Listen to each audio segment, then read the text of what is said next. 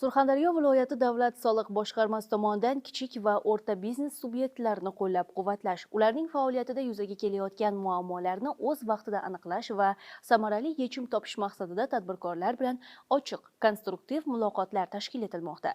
Iqtisodiyotning yetakchi kuchi sanalgan xususiy sektor vakillari bilan yuzma-yuz uchrashish, ularning fikr va takliflarini tinglash va inobatga olish bugungi kun talabidir. Navbatdagi ana shunday uchrashuv Oltinsoy tumanida bo'lib o'tdi. Hozir shu haqda.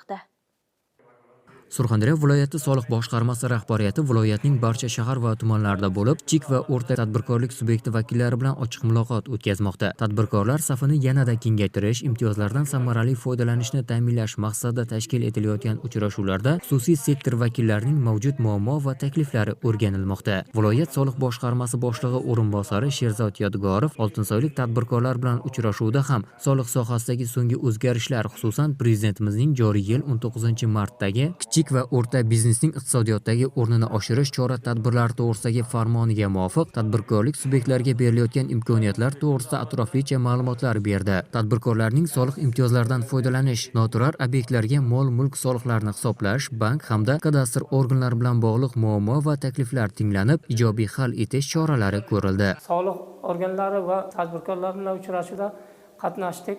O'zimizni qiynaydigan murojaatlarimizni aytdik. Tumanimiz 5-toifaga tushganda 1% imtiyoz qo'llangan edi. Imtiyozdan mana bu yilga yer solig'ining 50% imtiyoz berilayotgandi. Shunga bizlar murojaat yuborishimiz kerak edi. Murojaatda fermer xo'jaligining kadastr raqami murojaatda elektron shakllanmadi. Shuni hozir soliq organlari va kadastr xodimlari bilan muammoga yechim topdik. Bugun Oltinsoy tumanimizda seminar bo'lib o'tdi.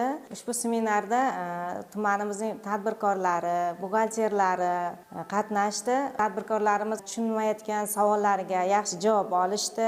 Shaxsan o'zimning ham murojaatim bor edi. Men qishloq xo'jaligida buxgalteriya markazi fermerlarni buxgalteriyligini qilaman.